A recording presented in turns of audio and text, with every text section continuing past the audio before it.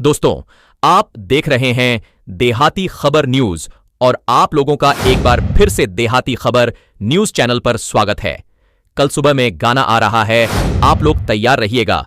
निमान भोजपुरी के YouTube channel पर 8 तारीख को खेसारी लाल यादव का एक स्टेज शो होने वाला था, जो कि अब कैंसिल हो चुका है। जी हां दोस्तों, आप लोग देखे होंगे खेसारी लाल का वीडियो।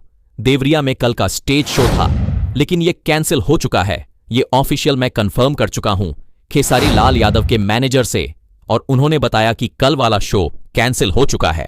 तो आप लोगों को बता दिया जाए और नहीं जाइएगा।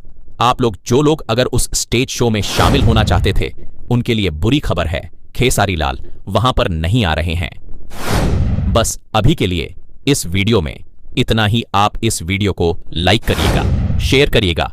मैं मिलूंगा आप लोगों से नए वीडियो में। तब तक के लिए जय हिंद, जय भोजपुरी।